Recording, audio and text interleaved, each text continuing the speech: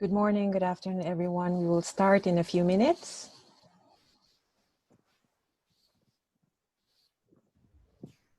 Good afternoon. Thank you, Magda. Good morning. Thank you. Morning, good afternoon.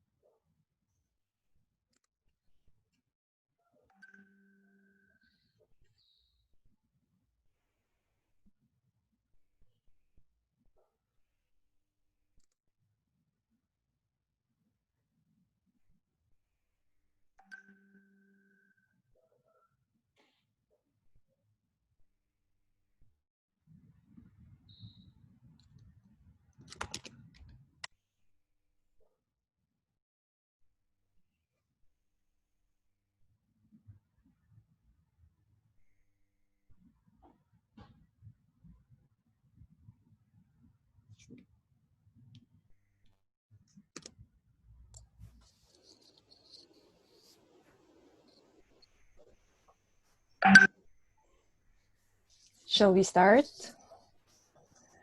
Let's do it. Hello, everybody. Good morning, good afternoon from UNESCO headquarters in Paris. My name is Linda Tino Ledoiran.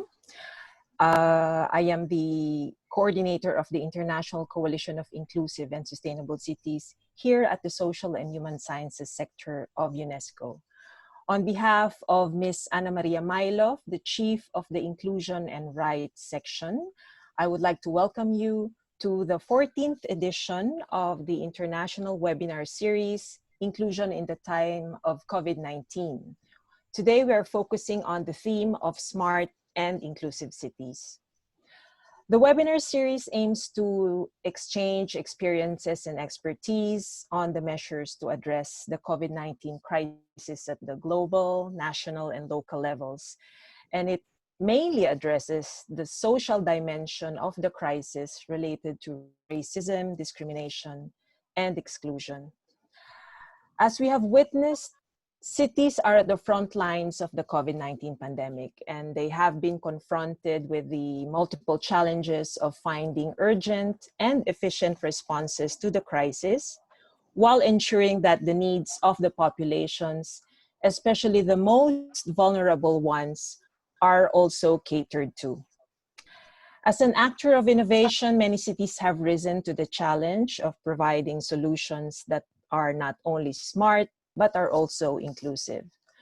So today we are honored to welcome our distinguished panel of speakers from the cities of Montreal, Medellin, and Los Angeles. These cities are members of the International Coalition of Inclusive and Sustainable Cities. And we would also like to welcome the representative from Harvard University, with whom UNESCO is partnering for a research study on racism.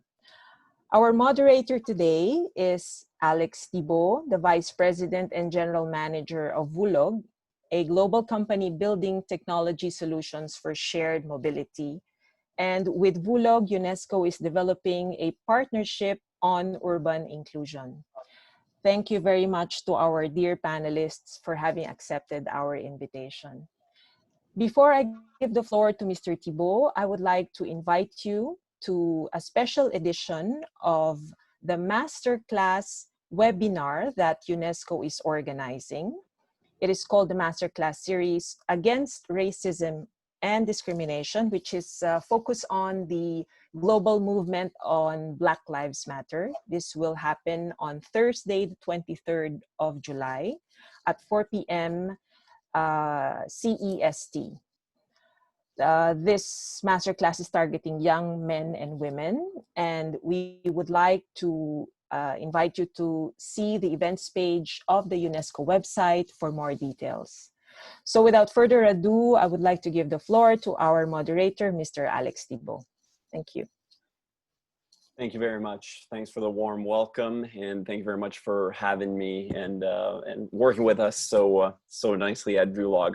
It's an honor for me to be here today to moderate this webinar with these distinguished guests. Because it is true that COVID-19 has transformed much of our lives, especially the way that we move in cities. We're frontline testimonials, I guess, because we work in technology in smart cities, and we see it day to day how the data and everything that's happened in the past few months has had a tremendous impact on what's going on, particularly in very urban and densely populated areas. So today I'll have the pleasure of introducing 4 speakers who've come to tell us about their reality in the face of the ongoing health crisis and how their organizations are working through it. First, we have Magda Popeanu, Vice Chair of the Executive Committee and responsible for culture at the City of Montreal. Welcome. Then we'll hear from Mr. Juan Sebastián González, Deputy Secretary of Information Technologies at the City of Medellin, Colombia. Thank you very much. Then we will hear from Ms. Seleta Reynolds, Head of Department of Transportation in Los Angeles, United States. Morning. And finally, we'll have Dr. Vivian Shaw, Head of Research of the AAPI COVID-19 project at Harvard University. Hi, how are you? Great, great to have you. Now, before we start, let me just explain very briefly the format. The format is pretty straightforward. It's going to be 4 presentations that are each 10 minutes. After each presentation, we will have a 10-minute Q&A. So at any time, any participant that has a question can formulate it in the Q&A tool directly. I will be taking note of all these questions, processing them as we go, and we will be retaining them until the end of each panelist's presentation and asking them at the end. Now, at the very end of all 4 presentations, we will have a very quick open conversation and a 1 to 2 minute closing from each panelist related to one specific question that has been asked in the panel. So without further ado, let us begin with Ms. Magda Popeanu, Vice Chair of the Executive Committee and responsible for culture at the City of Montreal. And I will say this, I grew up in Montreal, so I'm don't live there anymore, but I grew up there. So, so without further ado, you have the floor. Oh, I thank you very much, actually. I thank you very much for the invitation. And I'm very honored to participate in this webinar organized by UNESCO in order to share our experiences with other cities. By the way, since 2006, the City of Montreal is a proud member of the Canadian Coalition for Inclusive Municipalities, which is part in the UNESCO's ICCAR network. I'm also very glad that this webinar was organized in collaboration with the the International Observatory of Mayors on Living Together, an exchange platform and a network, actually, I know very well because I participate 2 times to their meeting, of 55 cities around the world that we are proud actually to host at the City of Montreal. Let me the first time to present you the context during the emergency situation. So I will start by talking about how Montreal was affected by COVID-19 crisis and how we responded to it as a city administration and how we are planning the recovering phase. Montreal has been hit very hard by COVID-19. Actually, the region was the epicenter in the Quebec province. Almost 3,500 cases, 60% of total deaths in Quebec was in Montreal. So Quebec province is also the epicenter in Canada. So we really were very, very, very hit by the pandemic. So one of the main challenges of this pandemic is that it highlights and aggravates the inequalities and vulnerabilities existing within our communities. So in the case of Montreal, the crisis disproportionately affected some specific population or vulnerable groups. First, of course, was elderly people. They were the main victims during this pandemic. Numerous seniors found themselves isolated and increasingly vulnerable. So the city implemented a call system in order to identify seniors who are fragile, in distress, or in a need of assistance in order to refer them to available resources. The city also offered financial support to organizations implementing actions to end isolation of seniors. Secondly, the crisis has been particularly difficult for homeless people. For them, it was impossible to be confined at home because they don't have one. So the pandemic also hit the street economy very hard, bringing serious consequences for the daily lives of homeless. They live on the street. Huh? The city of Montreal took a series of measures in order to accommodate 750 homeless people in its emergency shelters. The city opened temporary sites and sanitary facilities in 5 parks where community organizations welcome homeless people and serve food. 4 hotels were adapted in order to accommodate homeless people while waiting for result tests and people with negative tests, actually. And thirdly, residents of vulnerable neighborhoods. Some boroughs in Montreal are more affected by the COVID-19 pandemic. And we realized that some specific neighborhoods had more than 2 times cases than other, and this gap continued to grow during the pandemic. In particular, these are neighborhoods where there is more poverty, high population density, social housing, buildings.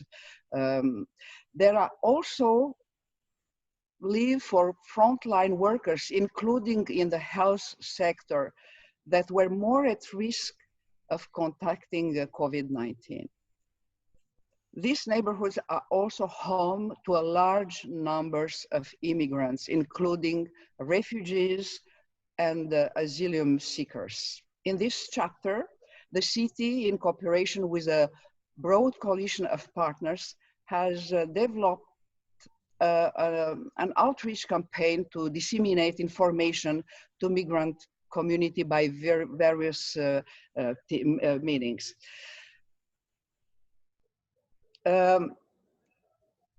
Also, what we did, so fact sheets with information on access to housing, food aid, rights and government assistance, public health instruction were translated actually in 16 languages. Audio recording of public health messages and guidelines in more than 16 languages. In multilingual neighborhoods, these messages were disseminated using voice tracks. Migrants with precarious status was one of the other groups, okay, we tried to keep with us, you know. The city kept funding organization, helping migrants with precarious status, supporting to regularize their status, healthcare, identity, and residence certificates. From the first day of confinement, for all these categories of vulnerable people, elderly, homeless, people without legal status, people living in poverty, with the help of community network, supported of course by the city, we have implemented a whole food aid system. It was very important actually, all these people to have food in first time. So in the second time, as I told you, we start planning, recovering and resilience beyond the outbreak. Because this crisis was an unexpected and unprecedented event. The situation is now under control and the city is now gradually reopening its activities. Since the beginning, we tried to imagine how the world would look like after the COVID outbreak. This crisis is an opportunity to make things different. As a city administration, the question is, considering the new realities, how we want to redesign the city with and after COVID. We can't and we don't necessarily want to do things as we used to do. We need to lay the foundation for a resilient, prosperous, and green and inclusive city that will leave no one behind. Actually, it's the main message of the mayor of Montreal, Ms. Valérie Plante. First, we had to restart the city. Since June, we gradually restarted social life and redefined the use of public space. In this phase, we are supporting innovating public policies. Example, we support local businesses as well as strategic investment. Example, support project ready to start. Secondly, we develop the city recovery plan. The aim is to reinvent the city after with COVID through 4 dimensions. The first one is, of course, solidarity. This crisis has highlighted existing inequalities and affected more deeply some vulnerable groups. Second, we work on urban planning. We work on urban planning and mobility in order to avoid infection. We should think about managing urban density to give people more space in the city, especially more access to green spaces. Public spaces and pedestrian areas also need expanding. Ecological transition. We still have to deal with another crisis, climate crisis. So we are very aware our prosperity must be inclusive and sustainable. this summer, we live in Montreal, the fifth heat wave with temperature that exceeds 34 Celsius, that means 19 Fahrenheit, and which reaches 43 Celsius, 110 Fahrenheit, with the humidity factor. And the first act is economic one, because the crisis has been very hard for the economy, and particularly for some sectors. Local business owners, small and medium enterprises, cultural sector were very, very hard hit. So we want to build on a long-term vision to tackle social inequities. We propose short and medium-term action to combat the effects of COVID-19 by mobilizing all local and regional partners relevant to the fight against inequality. We are also working with other cities and partners on the international scene. Mayor Plant is part of the C14's Global Mayors COVID-19 Recovery Task Force. So this working group gathers 11 mayors around the world in order to shape a sustainable economic recovery. The recovery has to be green and inclusive. So let me give you some examples, some initiatives actually to sustain the recovery. So as an example, I would like to give you, example, in 2019, the city of Montreal won the Smart Cities Challenge, which is a very important contest organized by the government of Canada in order to foster innovation and improve quality of life.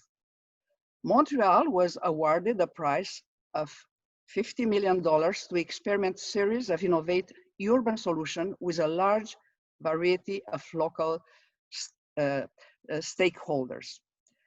When we talk about ville intelligente, it's not necessarily about technological solution, but it's about mobilizing the community, fostering citizen participation, and addressing urban challenges in an innovative way in order to improve quality of life.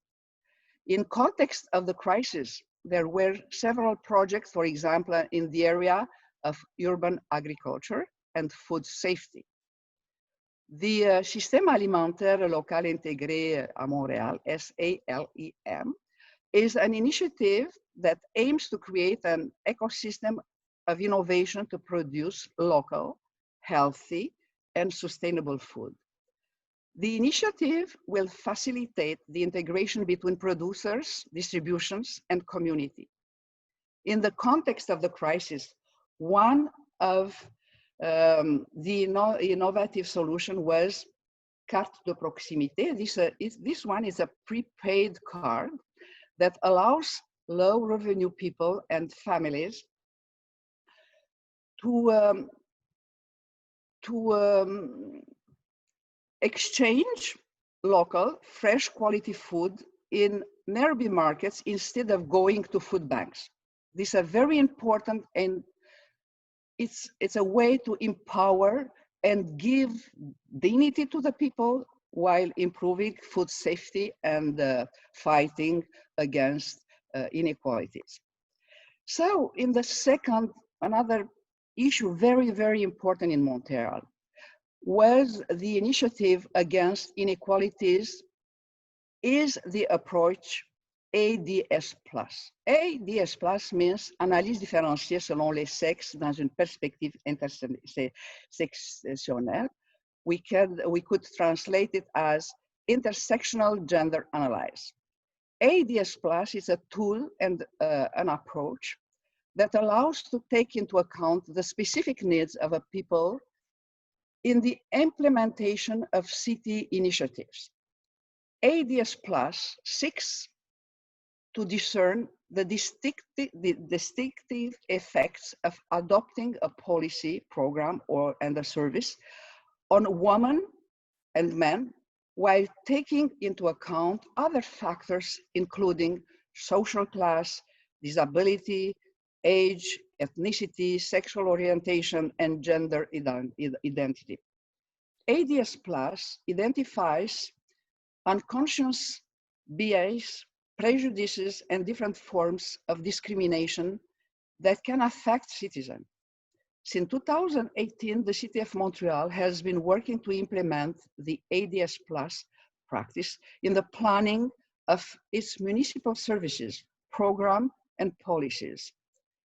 The approach has shown some interesting results. We think that the city has to lead by example. So we are planning a series of training for city staff in order to maintain ADS Plus within our own municipal practices. Ms. In the Popeanu? third time, yes? I'm sorry to interrupt you, but Okay. we've gone a little bit above time, and I want to make sure that we can field one question. So is that okay for you? It's great for me. Great, fantastic. There was a question that came about, and I mean, you gave a lot of parts of your plan, which I thought were fascinating, on especially how you were reinventing the city in 4 dimensions. There's a question that was asked by someone in the webinar, what implementation, and I'm assuming that they're mentioning specific implementation, but what implementation has been put in place to stop racism and discrimination specifically? And we can maybe look at it on maybe a more a long-term lens than a short-term lens. Maybe you can just give us a little bit of an insight in that for a few minutes. Absolutely, in a few minutes. Okay, so actually the pandemic revealed that a higher population of people from minorities were suffering discrimination. So as you know, a few weeks ago, in the midst of pandemic, there was also a global movement against racism and systemic discrimination. This also resonated strongly in Canada and in Montreal. By the way, in Montreal, there was already an ongoing consultation process to better understand what was the situation in our city, and a series of recommendations about how to address it. In the middle of this situation, Montreal acknowledged that as a public institution, the city has an important role to play against systemic discrimination and racism. One of the strong decisions was to immediately recognize as political party the systemic nature of racism and discrimination, and designate an elected city official responsible for fighting against racism and discrimination in order to take action and to plan on the political level these actions. So a new city action plan will be developed, and that's a very important step to be a more inclusive city in context of the recovery from the pandemic situation. So aside from elected officials, is there also a portion of the city resources that are permanent resources also being dedicated to this organization? Absolutely. Okay, great. Okay, and one more question that of course is more, maybe more relevant in my day-to-day than someone asked, how do you see and use urban planning as a solution for recovery in Montreal? And I know there's been quite a few initiatives. Yeah, because the mobility is one of the most important issue to go to the office, to work, and it's important to have spaces where the people can walk safely, because we still into a pandemic situation. So if the people if they are not able to go out from their home and to reach the office or the store, this one that will affect all the life of the city. Great. Madame Popeanu, thank you so much. We will now turn our attention to Mr. Juan Sebastián González, Deputy Secretary of Information Technology at Medellin. I hope I pronounced everything correctly. Yeah, that's okay. I believe he has a presentation for us. Turn it over to you, sir. Yeah, exactly. So I'm sharing the screen. Can you tell me, guys, when you can see it? Okay, great. Okay, Medellin is a data-driven city. So we implemented several tools and information systems in order to collect data about our citizens and the situation of our city in order to face the pandemic. about the pandemic of the coronavirus. So as you can see, we have several dashboards here. Several dashboards where we monitor and control the situation of the coronavirus in each of the districts of the city and in each of the neighbors, discriminated by different demographic data like the age and so on. We have also monitoring about the availability of ICUs and other hospital resources in the city. So in real time, everything is in real time. So we monitor the status of the current situation in order to take decisions. Everything is data driven, and that's why we implemented all these several tools that are mostly where we are mostly interested in collecting data mostly in real time. Okay, when the pandemic started, we had the first challenge. Okay, we had to request the people to stay at home in quarantine. So, but how we can guarantee that the people stay at home? Many people that couldn't work couldn't have food as well, because many people, if they didn't work one day, they couldn't eat that day as well. So we had this challenge. So, you know, we implemented this tool that is called Medellin Me Cuida, which is, with the translation, Medellin takes care of me, which is a big data solution. So everything is regarding technology and information. It's a big data solution where we cross the main databases of the local and national governments in order to identify what were the families that lived in Medellin, and which of these families didn't have any economic benefit from any of the programs of the local or national governments.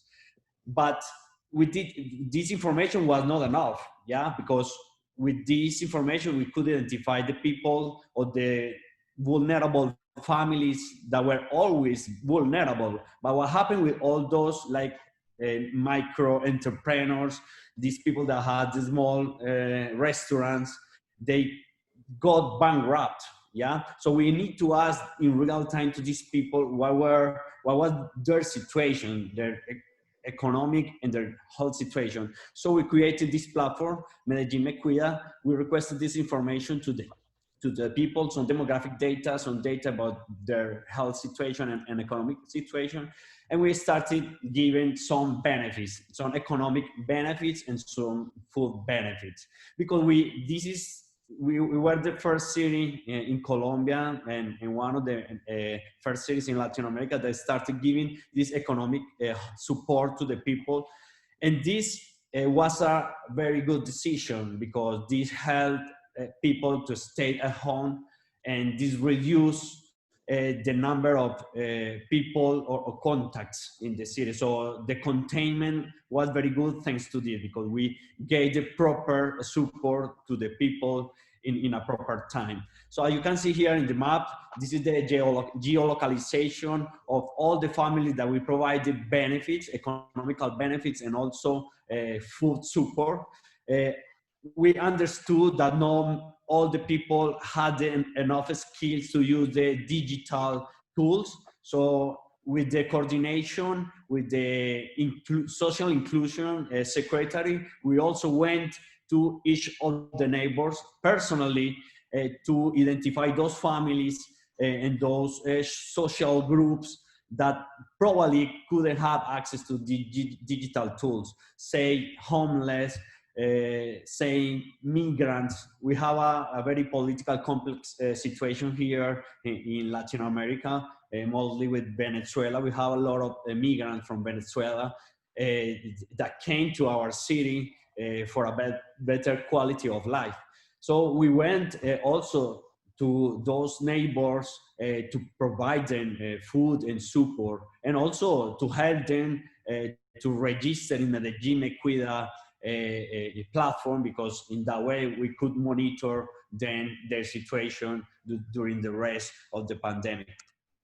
So here you see like some dashboard where we can identify, we can monitor and control all the benefits that we have provided, not just from the local government, but also from the national government. As you can see, everything is monitored, and we have a specific control of who we are giving these benefits. we have another situation, one challenge. So the policy here is nobody left behind. We are helping everyone regardless of gender, regardless of, political view, regardless. So there is no racism here. We also had a challenge at the beginning, which basically our main emergency line collapsed. So we had to implement some tools with artificial intelligence in order to provide information to the people about the coronavirus. There was a lot of miscommunication, misinformation, and people was getting crazy about it.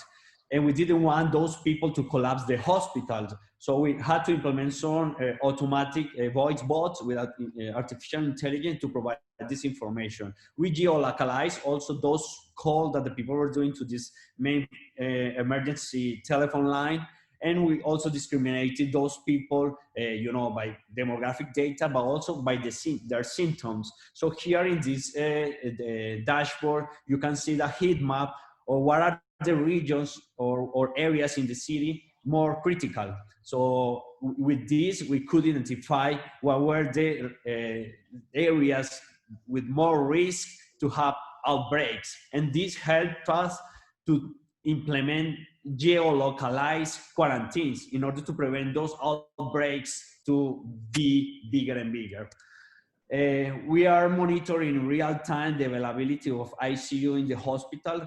We did a great job, and we also, with the support of our innovation center, which is called Rutain, and some support of some university, we are creating our own ventilators, mechanical ventilators, because we have a lack of ventilators, so we didn't have enough ICU. That's why our contention plan was very strong from the beginning. So we double the capacity of ICUs, and we are still producing mechanical ventilators. And we are monitoring the ICUs and on real time in order to take decision on how to proceed with the economic reactivation and so on. Here you can see as well, we are monitoring real time the geolocalizing the ambulances and the hospital in order to manage in a better way, in a proper way, the transfer of the patients from their homes to the hospital, to the closest hospital with the available resources that those patients have. Here we are geolocalizing all the coronavirus active cases, and in this way we take decisions, or for example, geolocalized quarantines. Here, depending on the colors, you see, for example, purple is the last ones, yeah? And in that way we take decisions. We are monitoring, as I said, the coronavirus situation in each neighbor, in each district, and we take decisions. Also the availability of the ICU resources. We have here, when we had to reactivate the economy, we implemented another platform which is called Medellin Cuida companies, where we requested the companies to register their employees and to register a biosecurity protocol that was accepted or rejected by our health secretary. And in that way, we led these companies to start working again. So everything monitored, everything very controlled. So 150,000 companies registered, and we have around 1.5 million people that are allowed to work at the moment, but everything is controlled. Our police has some devices that are connected to this platform in order to let or to allow people or to walk in the streets and everything. This is in real time. They use some devices. Everything is based on technology. We cross data also with the transportation, and in order to see if there are people that should be in quarantine, but they are not respecting the quarantine. And we also implemented for the shopping center, this is the last one, a shopping center, this platform, a Inequalities shopping center, where they register every person that goes into the shopping center, and this lets us do a better epidemiological fence, because we are monitoring where the people are getting the contacts. This is pretty much, I'm conscious of the time, so and thank you very much. Yeah, no problem. I mean, lots of questions have arisen. You were speaking at the beginning of a number of benefits that the city was providing to different people, and obviously great data that you all did. How long will those benefits last? Do you foresee? Yeah, exactly. So we are giving like every month some benefits, but it depends because we are not giving every time to all the people. For example, the people that started working, we are not giving more benefits. When we do, for example, a geolocalized quarantine that we need to close on a specific neighbor, we provide benefits, economic benefits and food benefit to these people. At the beginning was everyone, but now it depends of, what is the area that is closed, that they cannot work. You get what I mean? Right. So they're not universal benefits. It's on a need and kind of a case by case basis based on the area in which you reside mostly and your work status. Interesting. Exactly. Okay. And it's interesting because part of the difficulty that there are in many areas of the world is actually agglomerating that data and getting all the data that you have obtained. And one of our participants was wondering, the surveys that you ran, what percentage of responses did you get? How did you manage to get such quality data to work from? Yeah, we did a very great job. Actually, we have around 2.5 million people in Medellin, and the metropolitan area is around 4 million people, and we have now registered 3.5 million people, Oh, which wow. is pretty much 90% of the population of the metropolitan area. We got around 700, as you can see here in the numbers, 700 families that we gave benefits. So we are giving, why we are giving these benefits in a proper way? Because we are giving benefits to families, not to people. You get what I mean? So, and we are monitoring this with devices. When we went to the neighbors and people were asking us for benefits, we check if that family already received benefits from the local or from the national government. In the way we distribute better, the resources. And that's why we cover most of the population with this benefit. So this is a lot of big data, quality of data, and deciding properly, taking proper decision based on data that let us give this benefit and distribute better, the money that the municipality has. Was there a legal mandate for you to be able to get such a high response rate, or was it just a willingness for people to respond and participate? Well, we did a great job when it comes, because when we consider the technical feasibility of this platform, we also consider the legal feasibility of this platform. So everything is written properly. We comply with the habeas data, which is pretty much like the GDPR privacy law that there is in Europe. So everything was written, everything was communicated properly. So this created trust, it's clear that many people didn't have the skills to know about the digital platforms. So we had to create or sensitize people about the digital platform, about the power of the data, letting them know that we will use this data to help them, to provide them benefits, and to look after them and to monitor their health situation. Yeah, that's fascinating. I'm kind of at a loss for words for how much data you've been able to accumulate. That's great. So moving on, maybe for the innovation side to maybe more of a legal or a feasibility side in getting all this data and putting in place all these policies. Were there any specifically challenging elements to accomplishing this? And if so, what? Well, I'm assuming the answer was going to be yes. What are they? Yeah, we have a lot of challenges there because the opposition, most the opposition of the government, they starting talking about that data was going to be used for commercial purposes or for political purposes. So we had to invest in very good communication to the people, because when we, for example, we were creating or building the epidemiological fences, some people actually told us that they wouldn't give us that information. They wouldn't give us which contact they had. So we couldn't create actually the epidemiological fences, because they thought that this data would be used for commercial purposes, and that they would start receiving a lot of marketing, communication, and stuff. So this was a difficult challenge, but I mean, people really trust the government, and people finally understood that we are helping. We are transparent here. As you can see, these dashboards are open.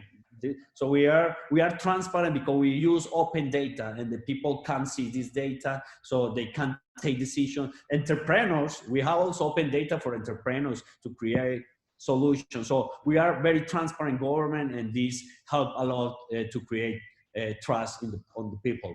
Okay, great. And were there any legal challenges, or was it mostly political? Yeah, there were legal challenges. People complained. We have a very powerful legal team here that manage all those complaints. I don't know how to say it, to be honest, in English, but yeah, there were these complaints of 3 groups of people. I mean, we did pretty well from the beginning, so we managed to sort it out. Okay, interesting. One question about the process of your follow-up. So I'm trying to follow a flow here, right? You're getting that information. There's some challenges around the world. Then when you've got that information and you send that aid to someone, what kind of a follow-up and what kind of an update is done to that information, right? You go in and you help someone. There's a beneficiary. You want to update the status. What's the process like there in order to follow up? Because then in the information at the beginning is one thing, making sure that it's up to date, 3, 4, 5 months later, and in the event of a second wave, that's a whole other question. So how is that done?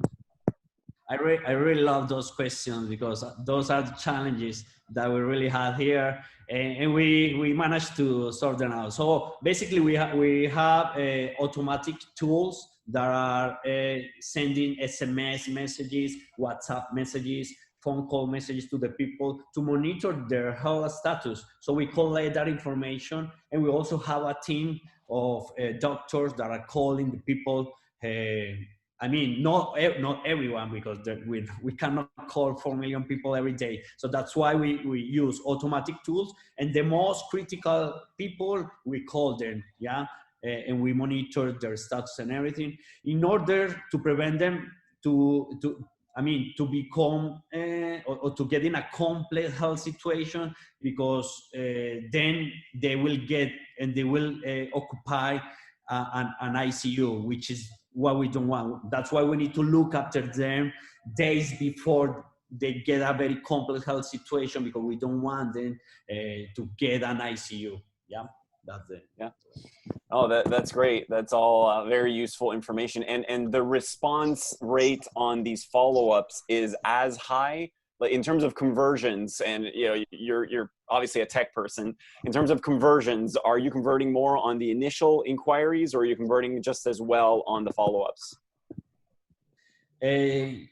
Yeah, well, at on the initial one, because when people, they feel well, they feel okay. So there is no conversion there. Yeah, because they don't answer anymore, because they feel okay, and which is okay for us. If they feel they are okay, we don't need to follow up anymore. But anyway, the doctors, of course, are monitoring. We actually gave to the active and the confirmed cases some devices, so they can register in our platform, website, and we teach them how to do it.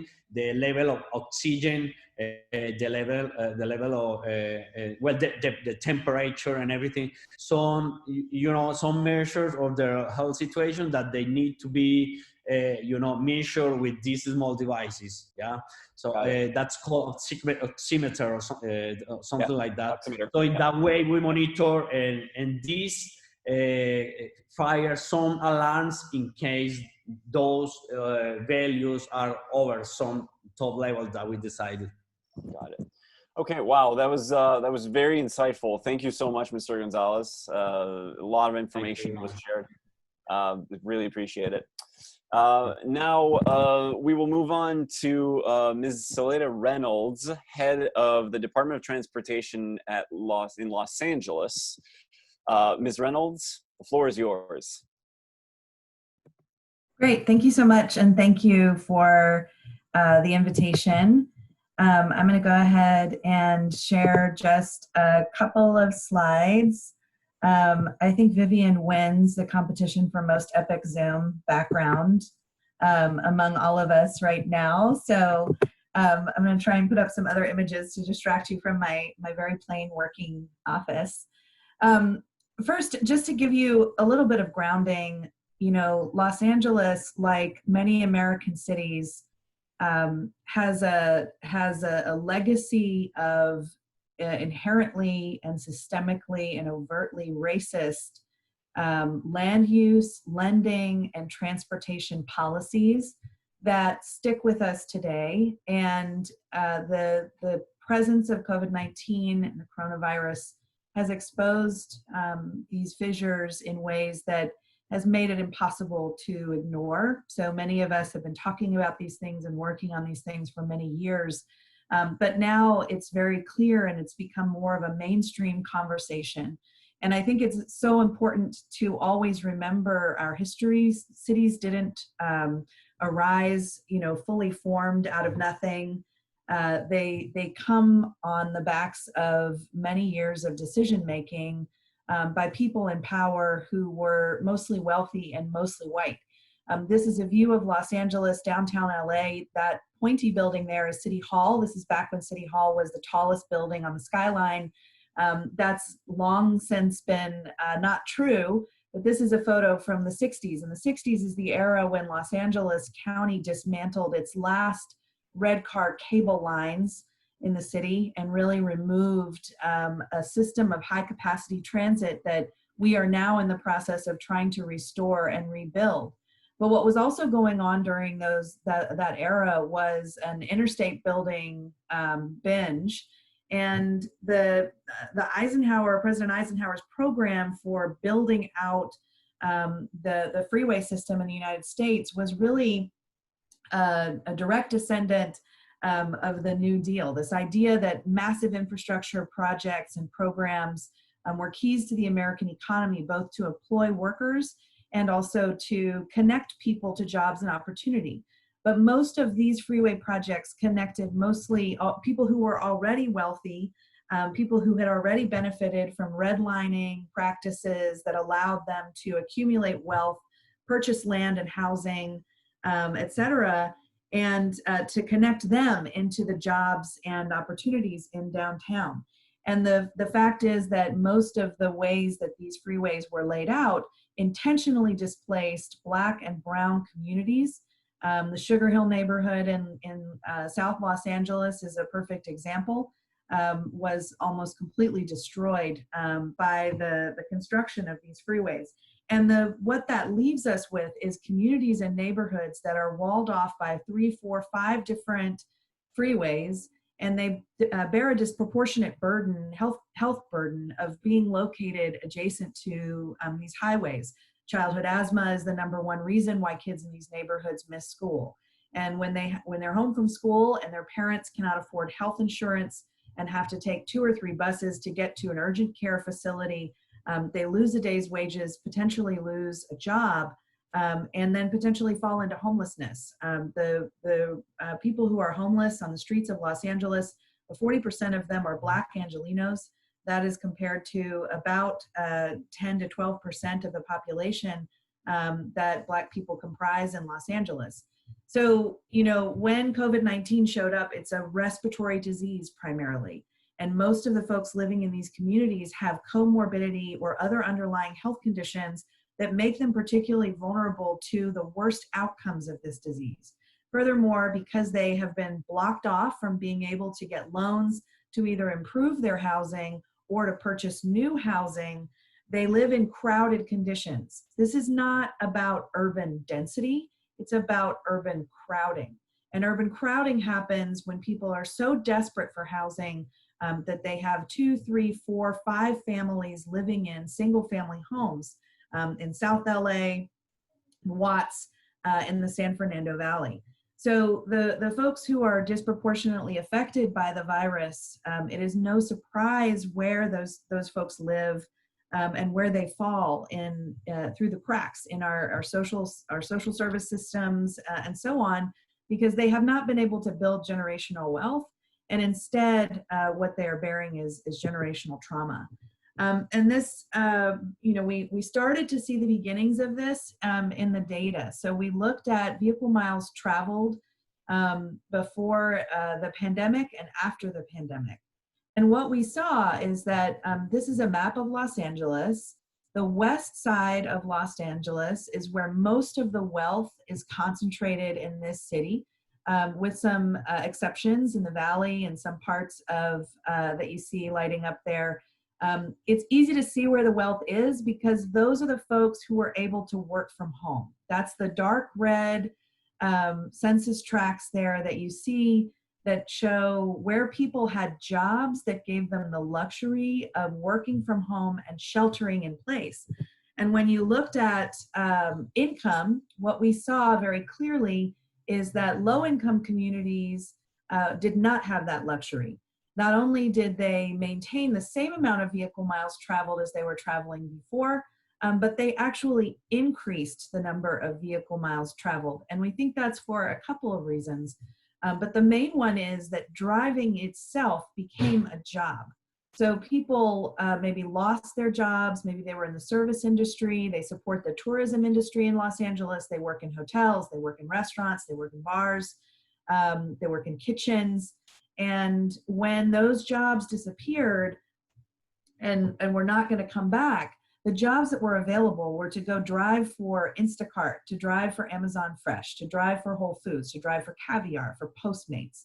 And so the increase in vehicle miles traveled really reflects the fact that having a car right now means keeping a job. And the challenge for us in LA is that that was true before the pandemic, that people who owned cars had access to about 12 times as many jobs within an hour as people who relied on public transit. And the people who are still using public transit right now are essential workers, the majority of whom make less than $20,000 on an annual basis, but they are really constrained by the number of jobs they can reach because our transit system, we've dismantled it. We got rid of it, and we're trying to rebuild it, but not fast enough. You can look at it by income. You can look at it by race, and in LA in particular, race is a much stronger predictor of inequitable outcomes, even than income. And we see that is the case here in the data that we were able to take a look at over the course of the pandemic. So, you know, our response to the pandemic really happened in 3 phases, and it's ongoing. Los Angeles is potentially on the verge of having a really dubious distinction of being the second big US city to have to go into a safer at home order for a second time. So the first phase of our response was, at least for LADOT, first of all, we made transit free citywide for LADOT transit. Second of all, we stopped really in writing parking tickets as broadly as we were before. In particular, we stopped writing parking tickets for one of the largest categories, which is street sweeping.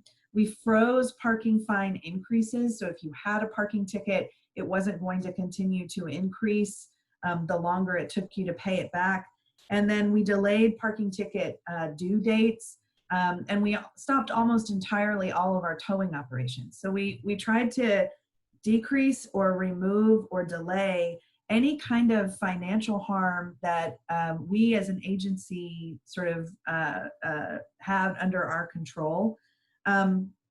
The second phase was really a response more broadly by the city, by the city government. The Mayor's Fund launched along with the City Council this Angelino card, which provides direct no-fee debit cards, so direct financial assistance to low-income Angelinos.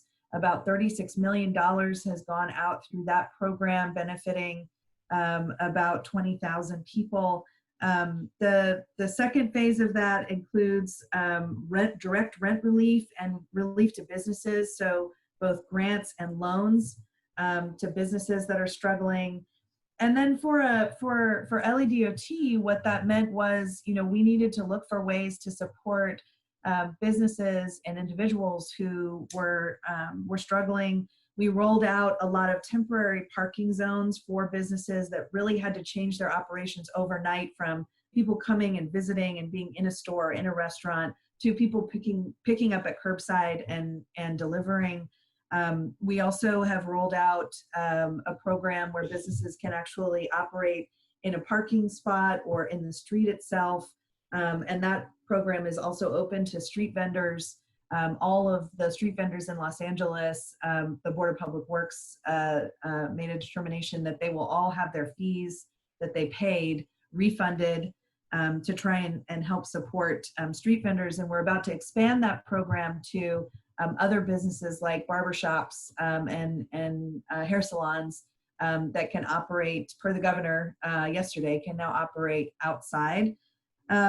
We also expedited a lot of projects. So here I want to be really careful and thoughtful, because I do not think that there's a lot of what I'll call opportunism going on in the world at large, where people are really excited by the fact that there might be opportunities to put in projects or to change cities in ways that they've always wanted to, because everybody is sort of sheltering in place and things are changing rapidly. And maybe we can shortcut the normal kinds of community outreach and engagement that are absolutely essential in order to make changes to someone's neighborhood. So when we go out and expedite our project, and here by projects, I mean we're doing dozens of miles of protected bike lanes, of bus-only lanes, both because those projects were already underway and they've already been planned for a long time, but because they are, what we actually are able to take advantage of is the fact that with traffic down, construction is not nearly as disruptive. And so projects can be done more quickly and for less money during this time than during normal periods of traffic congestion. So this is not about taking advantage of the fact that nobody's looking and skipping over the normal engagement process that we have and shortcutting that. This is about taking advantage of the fact that we can deliver projects much more efficiently and for less money during this time. And I think those are really exciting projects. During all of this, we had a rapid sort of change and reforming and reframing of our entire public transit system. So LADOT operates a transit system that serves about 20 million people a year. It's very small in comparison to the county's transit system, which moves about 400 million trips on an annual basis. But it serves some of the mobility deserts in the city, places where there really isn't any other high frequency neighborhood scale public transit. We actually have created almost an entirely new public transit system. So we've increased frequency and doubled down on service in lines where we could see that they were still essential for people to move, where we still have pretty high ridership, and particularly in central Los Angeles on the Pico Union line and some of the other lines that serve some of the lowest income neighborhoods in the city. But many of those other buses we were able to repurpose for a couple of functions. The first one was we moved a lot of Angelinos who are experiencing homelessness to temporary shelters to try and slow or prevent the spread of COVID-19 in crowded encampments where people were living. So moving people to those, we created basically a new little bus service that moved people into temporary shelter and also took them to and from the YMCAs, which were offering free showers for people, free lockers for people, opportunities for people to get access to basic hygiene and other things that really are essential to their dignity. We also repurposed a lot of our transit vehicles in service of food delivery. So the Department on Disability in Los Angeles has a food delivery service, and there's also a delivery service for older adults. And our buses go into the places that are making the meals, take them to the Los Angeles Zoo, which is the distribution center, where they are then picked up and delivered to the people who need them most. And I think there are some really interesting questions about what that means for the long range, that need, and those needs are not going to disappear anytime soon. And so is that a new definition of public transit? That's a service that only the public sector can provide because it is purely about expending resources, and there is no really return on those resources from a financial perspective. I think there is an interesting question here in this entire, one of the other lessons learned here for us has been about the role of the public and private sector in providing some of these services. So right at the beginning of the pandemic, even though most of the micromobility operators that were permitted in Los Angeles could still operate, they almost all pulled most of their fleets off the street voluntarily. We didn't tell them to do that. We didn't ask them to do that. We designated them as an essential service, but they removed their fleets from the public right-of-way. The fleet of micromobility services that stayed was the municipal bike sharing system. So that system has stayed at its full capacity and operating throughout the pandemic. And the ridership has decreased, but again, for a municipal program and a public sector program, that can be okay because we see that people are still using the system. Ridership went down, but about 30%, way less than the ridership decline that we saw in public transit. And so we're able to continue to provide that as a lifeline service for the people who continue to use it and need it.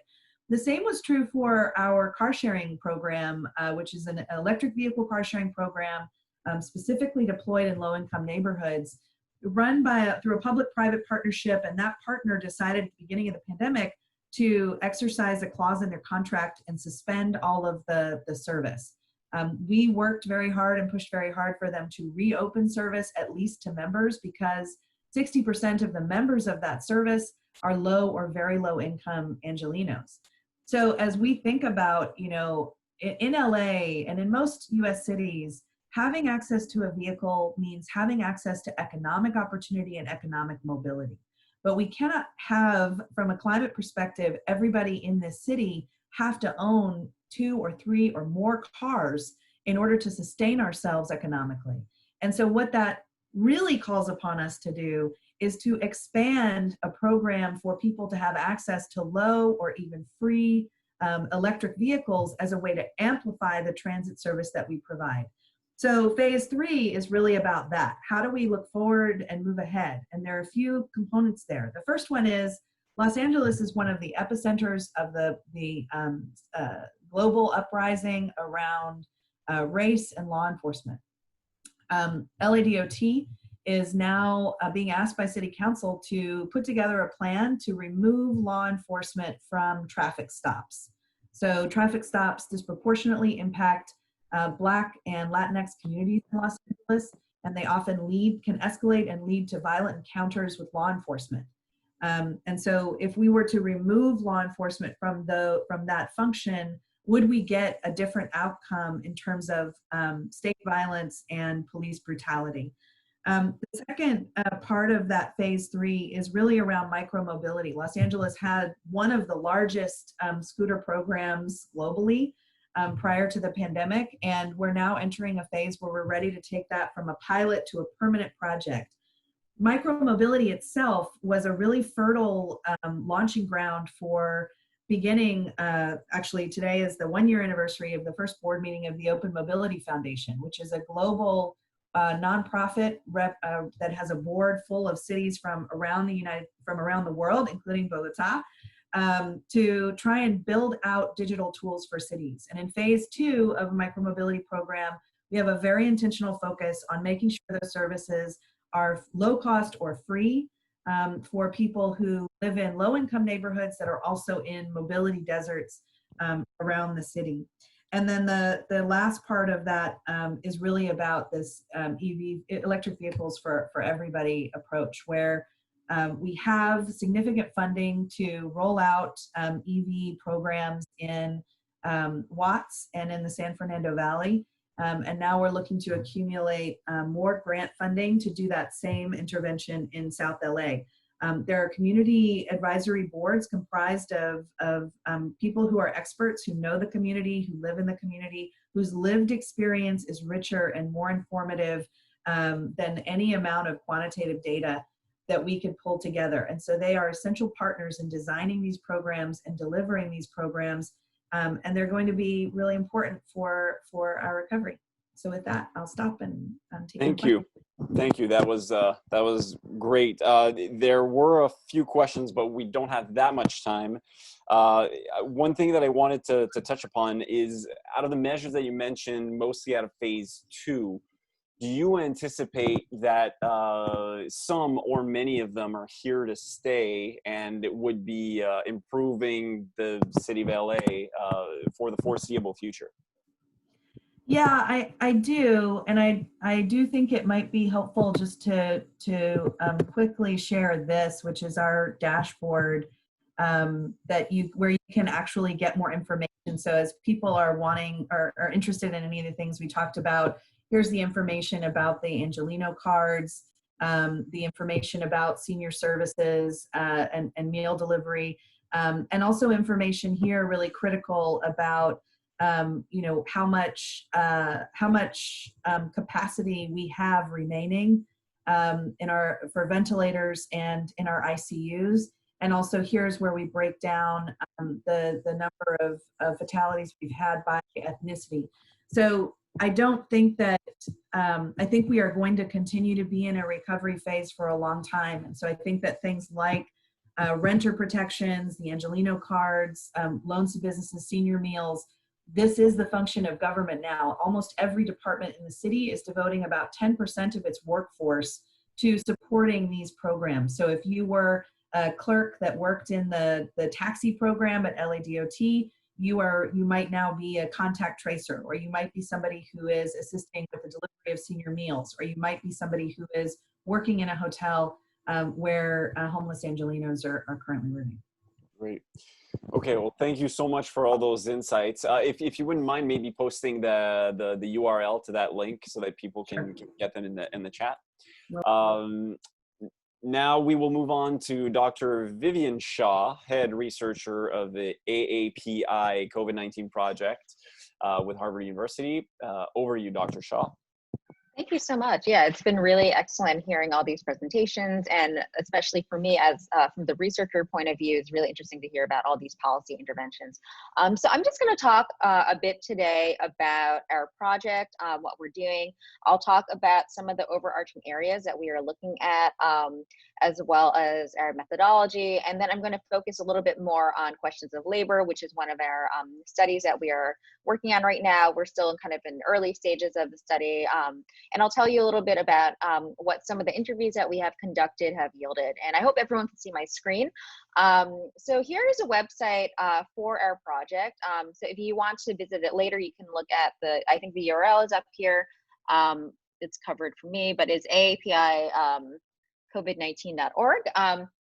And so broadly, we are looking at questions about how is the COVID-19 crisis shaping the lives of Asian Americans, Asians, and Pacific Islanders in the US. And so we are looking at this for a number of reasons. So if you look at research on disasters, there is a lot of research showing and kind of reflecting what has already been said today, that disasters do not necessarily function as equalizers, which is kind of how that had been theorized a couple of decades ago when people were first looking into the social ramifications of disasters, but rather disasters are moments in which we kind of see an intensifying of inequalities, right, and social inequalities. And that often, that includes many different factors. So race and ethnicity is one of them. You see citizenship is another, gender, sexuality. These are all different factors that are shaped by, that shape social life in general. And then in disasters, many of these vulnerabilities really kind of come to the forefront. And so we are looking at that. And so we were motivated by these questions about how are Asian Americans, Asians, and Pacific Islanders affected by this particular disaster. And there are a couple of reasons for that. So first of all, it kind of comes from many of us. So our team, I will just show you, our kind of a picture of the team. So this is me over here. And so you can see that most of our team is comprised of Asian Americans. Most of us are junior scholars, with the exception of Jason Beckfield, who is the co-PI at Harvard. And so we all have this kind of personal connection to these questions and this research. And then if you kind of zoom out and think about some of the implications of looking at Asian Americans in the context of disasters, we have a lot of research on different groups, but overall less so on Asian Americans. So like, for instance, with one of the kind of major disasters that has kind of, generated a lot of research in the U.S. is Hurricane Katrina.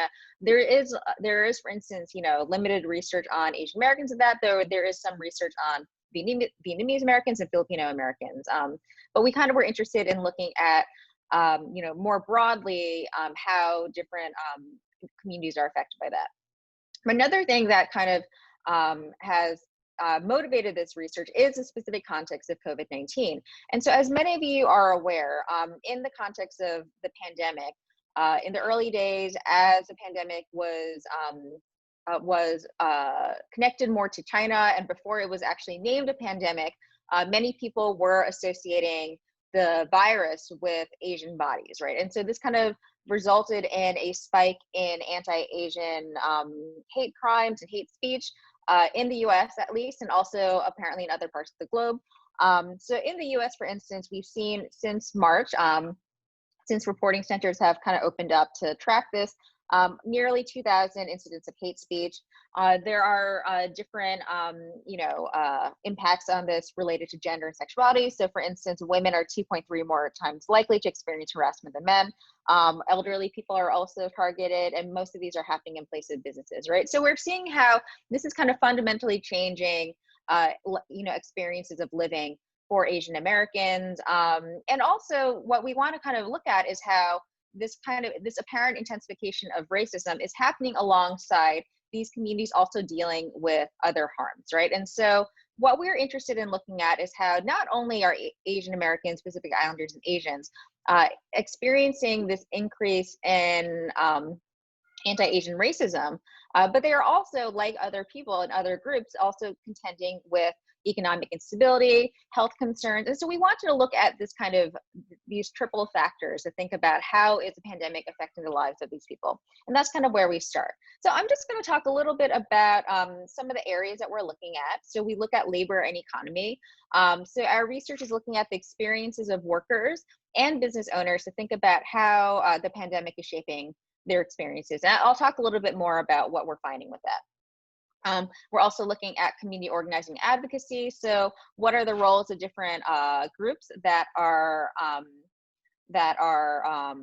working to help and support Asian American communities? How are they responding to the disaster specifically, and what types of measures are they taking? So like, for instance, there were some early reports a couple months ago about Asian American community organizing groups collaborating to provide food from Chinese restaurants to elderly Asian Americans, right? And so that is kind of dealing with, two issues at the same time, addressing this sort of disproportionate hit to the restaurant business that's run by Asian Americans, as well as supporting Asian American elderly people.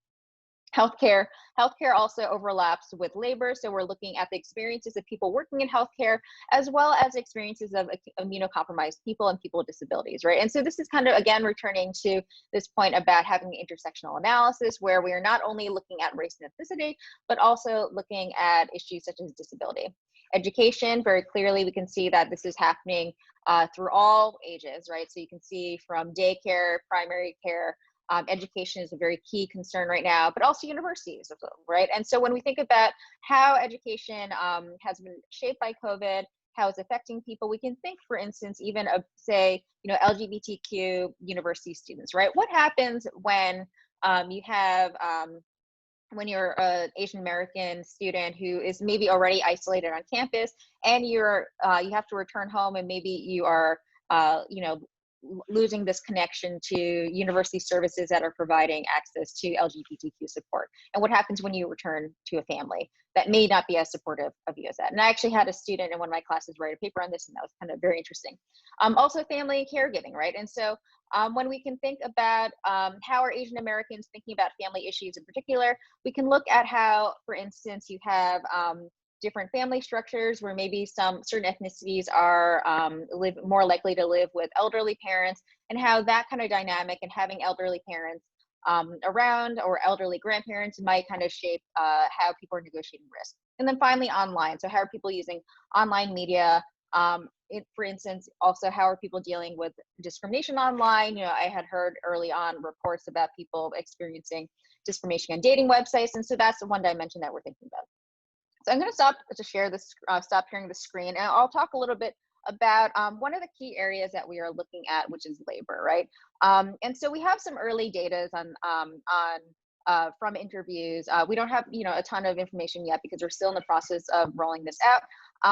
But just to kind of give you a picture about why labor is such an important issue, and then also to kind of emphasize the point of why we need to disaggregate different ethnicities when we think about these labor issues.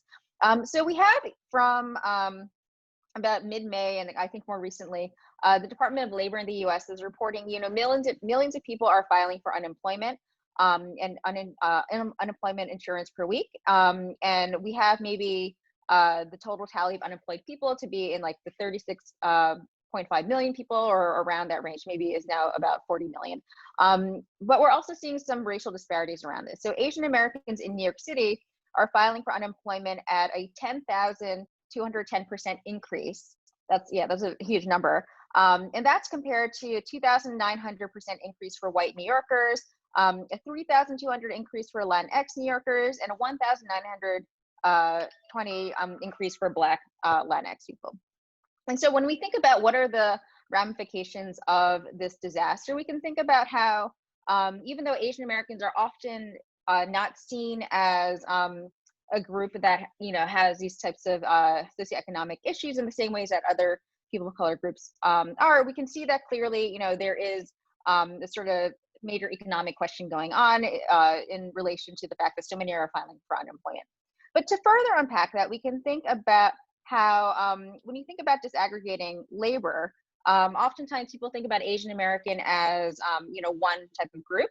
But we actually know that within that demographic, there are 50 different ethnic groups, 40 different languages, and also there are kind of wide socioeconomic differences, right? So to kind of look at some numbers, for instance, the range of income levels between Asian Americans goes from about 100K as $100,000 as the median income, down to about $35,000 as median income. And so those groups, so Indian Americans are at the higher end at 100K, Burmese Americans are at 35,000, and then the median of all Asian Americans is about 74,000, right? So we can see how there's like a huge variety of experiences within that, and that often relates not only to income itself, but also what types of jobs people have, right? So for instance, maybe the picture of Asian Americans is that many work in, white collar professions, and, have, and maybe don't have a lot of risk or exposure to COVID-19 unless they're working in the healthcare industry. But we also have a lot of cases of Asian Americans working in different factory settings. We have some cases where, for instance, Laotian Americans or Laotian immigrants working in meatpacking industries are some of the groups that have been hit very hard by the pandemic. And, a couple of months ago, there was a report of a Laotian immigrant working in Dakota City dying from COVID-19 after he had worked in that factory for 37 years. And so some of these are the questions that we're looking at. We also have trends of, say, Filipino Americans working in the healthcare sector. And so these are kinds of the ways that we want to think about how does ethnicity map onto different experiences of labor, and then how can that help us better understand the experience of Asian Americans within this economy. So I'm just going to share just very briefly, because I know that I'm probably out of time, just some of the findings that we've had. And so we've done a couple of interviews, and again, we're kind of very early on because we finally got approval from our institutional review board a couple weeks ago, so it's kind of been a little bit slow. But just to give you a picture about some of the findings that we've gotten, so we've interviewed a healthcare worker who works in in OBGYN settings. We've interviewed sex workers and other people working in the tech industry. And what we're finding is that one of the salient themes that comes out is that some Asian Americans, especially those working in the healthcare industry, are talking about feeling a loss of job satisfaction because they're navigating multiple risks, right? So one person, for instance, talks about how on one hand, she wants to help her clients, right? But she also wants to protect herself. And so she is feeling like it's very difficult for her to provide adequate care to her patients who are coming in, who are very scared. For instance, like when there was a policy change a couple of months ago for maybe a 2-week period where women who are giving birth in New York City were not allowed to have their partners in the room. So things like that are kind of really affecting the experience. And so she's trying to support these people, and she works in she works in a community clinic that is kind of within an ethnic enclave for Asian Americans. And she's trying to provide the support, but then also trying to think about herself, right? And this particular person also experienced, a devastating loss of one of her siblings to COVID-19, right? And so there are many different layers in which, how people experience labor. It's not only, we have to think not only how it's an issue of people feeling that they are at risk, but also their experiences of their labor and the satisfaction that they may have had being affected by that. And on top of that, it's not only this being new related to COVID, but many of them having to deal with these sort of structural difficulties prior to COVID in terms of funding, in terms of how different political administrations kind of shape their experience. Another person, a sex worker who was working as a stripper prior to COVID, has now transitioned to working online, right? And so she's protecting herself biologically by not appearing in certain spaces like a strip club, but through the shift she's finding that she has to negotiate new types of issues around her privacy, right? So she can no longer be as anonymous as she had been when she was working in a strip club where maybe people didn't know her name, and she's using this type of using now websites and this kind of format of commerce in order to continue her business and prevent her exposure to the virus in a kind of a biological sense. But now she's kind of opened up to different types of risks, right? And so we can kind of see how risks are some are very, and vulnerabilities are kind of a changing they're kind of dependent on different types of situations. And so rather than thinking about risk only in terms of these physical issues, we can see how something like social risk is also a part of this, and that might be related to one's employment. However, in other spaces, we're seeing that as not too surprisingly, Asian Americans who are working in industries where there already is a vocabulary for understanding issues of diversity, in which that there may be a supportive HR kind of structure, are not really doing as poorly, right? So I think that this kind of goes to the point that and one person talks about how their company is involved with diversity and inclusion initiatives, that they're talking about Black Lives Matters, and they're kind of very aware of these types of issues, and they're also working with, they have already a very diverse workforce, right? So we can kind of see how maybe it's not only these stories about how Asian Americans are, struggling in this crisis, but how maybe some of them are also working in spaces in which they do feel well supported. So I think that that can also help us think about what does an equitable work environment look like amidst this pandemic, and also, for the period of time after the pandemic. So I think I'm over time, but I look forward to hearing your questions, and thank you so much. Thank you so much. That was really interesting stuff, and a lot of data as well. One question that did arise is, what do you anticipate that are going to be the long terms? How do you predict these experiences will affect labor market in the long run? right? So phase 2 and beyond. I'm particularly interested in what you think is going to happen phase 2, but in the long run as well is also very interesting. Which labor market in general, like just kind of, I think it's going to just basically Asian Americans specifically, the focus on your research. Yeah, so I think it will, again, I think it's going to depend on what type of industries, right? So for instance, and this is kind of why we're trying to look at different types of employment. So there's research, for instance, showing that even in times that are not, what we would call crisis, Asian American or minority business owners are kind of already experiencing certain types of vulnerabilities. There's research after 9/11 showing that Muslim-owned businesses were hit very hard. So I think that we can predict that, for instance, businesses are going to have a hard time recovering. And even as, quarantine in the US, at least, we're kind of still struggling with these issues. I think other places have opened up a little bit more, but even post quarantine, as other businesses kind of gain more momentum, we kind of anticipate that Asian American businesses are still going to be struggling in certain types of ways because they're also dealing with the extra layer of like racial stigma, right, related to contagion. And so that's kind of one piece of that. I think that another kind of piece of data that comes out of research on 9/11 looks at how Asian Americans have higher risks of PTSD. And the reason for that is because many of them had a more difficult time re-entering the workforce.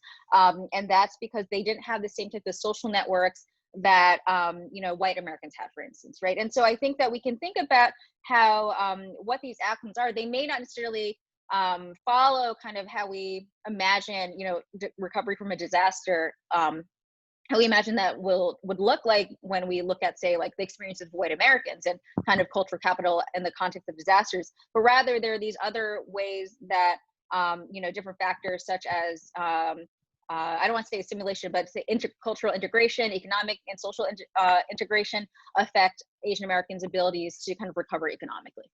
Right. Wow. Just one more question with regards to the support system that's in place right now for anyone on which you've done a particular deep dive and as part of your research. Has there been anything that has proven, and I don't know if you're diving into that aspect at all, but has there anything that has seemed to I guess equalize a little bit more, or has there been any factor that you believe, or out of the initial parts of your research that seem to be that case, or is that still up in the air? I think it's hard to say if there's an equalizing factor, but I think that we have definitely seen a sort of reemergence of Asian American civic participation, right? And so in the aftermath of the early days of the disaster, we saw tons of webinars coming out. We saw tons of community-based organizations coming together and trying to support each other. And a lot of this is grassroots, right? So we do have existing community-based organizations, but then we also have things such as, I think it's called the Anti-Sewing Network, right? So is Asian American women, kind of middle age, sewing masks together and donating, and they have like a couple hundred people now. So I think we're seeing a lot of people trying to support each other and engage with the community in that way. But as far as like equalizing, I think that's a harder question. Right. Well, I'm here to ask the hard question. So thank you very much. That was very insightful. We are a little bit above time overall, but this was very insightful. So we're going to do things a little bit differently than what we had proposed. We're going to turn it back over to Ms. Tinio, and we will circle back to you all for the final word, because I believe that she has a couple words that she wanted to get in, and then it will give me a minute and a half to come up with a somewhat smart question to ask you in the end. Ms. Tinio? Yes. Thank you very much. Thank you very much for the excellent interventions of all the panelists. I think this is one of the best webinars that we have organized so far, and it's a very rich collection of insights, all based on data, on your personal reflections, on your own commitments, and I think we have a lot of takeaways here. So I think as a discussant, I do not want to summarize the rich discussions, but I just would like to point out the major points that were that emerged during the different interventions. So I think that with all the interventions of the cities, we saw that they all share the same commitment to support the vulnerable populations in the context of COVID. So leaving no one behind is really one of the credos of the cities, and this showed a lot in the different interventions and the policy responses that the cities had. So looking at the homeless, the migrants and refugees, the persons with disabilities, the indigent populations.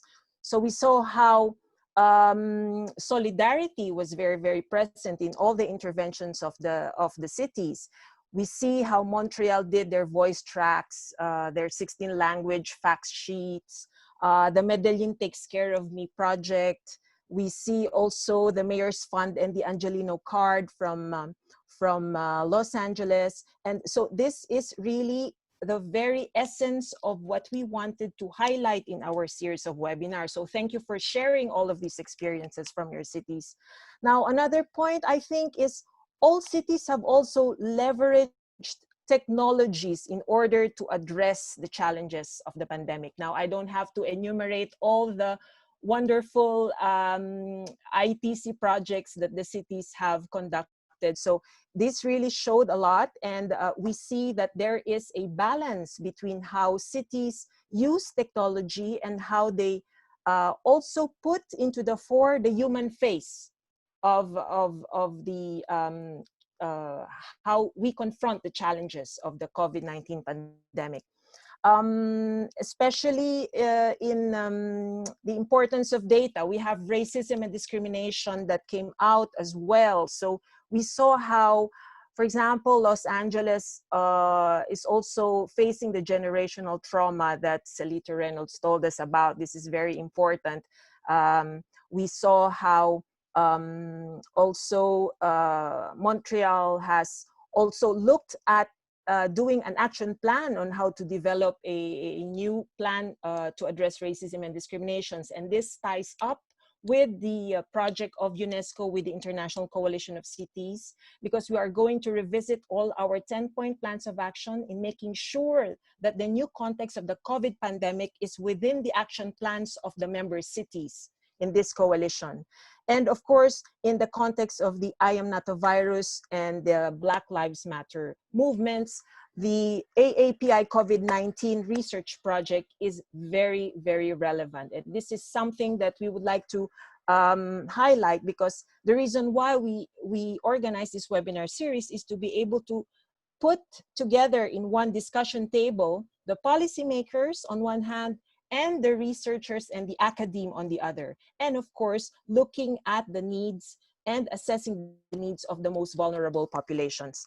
Now, another point that came out is, of course, the importance of city networks, which is also, as I mentioned, there's the international coalitions, there's the International Observatory of Mayors on Living Together, there's the C40 Climate Change Network as well. And of course, there is also the question of how do you approach the pandemic by an inclusive participatory mechanism involving communities, involving neighborhoods, involving the vulnerable populations themselves. So all of this, I think, leads us to a reflection on what is the next normal, as UNESCO calls it, the next normal.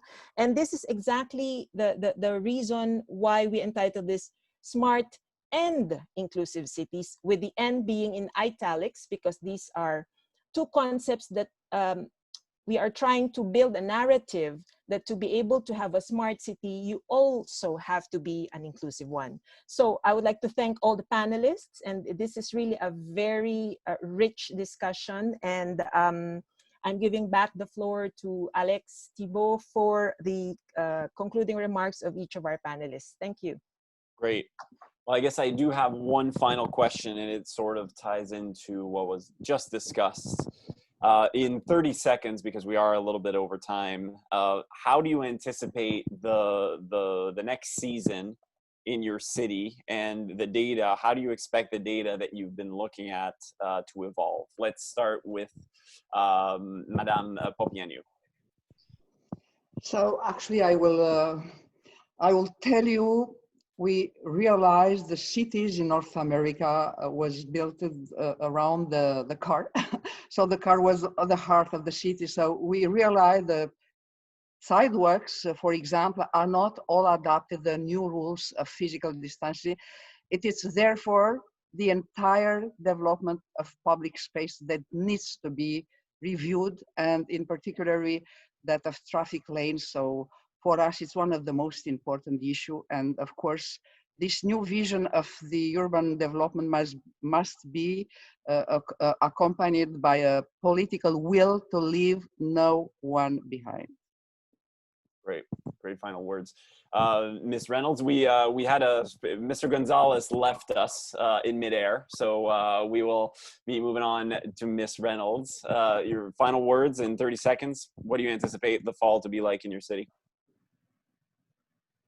I mean, I think that predicting the future has become kind of a fool's errand because we just have so little a grasp on what could possibly happen next. We're entering into a fire season. There are other types of emergencies that the city will have to respond to. I think that the fact that we do not have all of the distractions we normally have has made it impossible to look away from the inequities of our city. And I do think that every department in the city of Los Angeles, you know, Mayor Garcetti is the chair of the C40s network, and he's also a leader in the U.S. Conference of Mayors in trying to put forward reforms in all of the ways that we deliver services, reinvesting, and specifically attempting to make reparations in low-income Black communities in the city of Los Angeles as being critical to our economic recovery and any hope we have of transforming our city into a climate-friendly city. True, and probably not true anywhere else more than in Los Angeles, I guess. Huh? Okay, Dr. Shaw, final words, same topic. I guess Yes. you have a city, I guess it would be Boston, but. Well, maybe I'll actually speak to the fact that our project is located in many different cities. And I think that just as I agree with the previous point about how we're going to have a hard time imagining the future, I do think that we're going to see differences between cities, because right now we lack the will at a federal level to being diplomatic now, respond assertively to this ongoing disaster. And so I think it's very much going to be up to local states and cities. And for instance, we do have, like, right now we're working with an undergraduate student who's going to look at Shoe City and, you know, like workers in the meatpacking industry. And so I think it'll be interesting to think about what are these local stories and how are they shaped by some of these contexts as far as how states are responding, how people within these communities think about, say, wearing a mask, right? And how these kind of controversies are kind of played out. Because we see, like, for instance, New York City was one of the most hard hit cities at first, and now the numbers of hospitalizations are on the decline, right? So I think that there is a sort of political picture around how different cities are going to be doing and how, you know, what the future is going to look like from that perspective. Yeah, and I guess the reaction based on each citizen's actions probably going to be different in different countries and different areas of your specific country as well. Great. Well, thank you. This is about all the time that we had. Thank you for tuning in, everyone. I will stress that there is a quick questionnaire about the webinar that has been posted in the chat box. We would really appreciate if you could take a look and answer the quick questions. Should not take much more than a few minutes. And on that note, I would like to thank again all of our panelists and the organization for having us all. Thank you. Thank you. Thank you. Take care. Thank you, Alex, and thank you very much for this invitation that allows us to share our concern, but also good practices. And I want to welcome this concept of globalization, of good practices for a more just world. We need it. Thank you. Thank you very much. We'll keep in touch.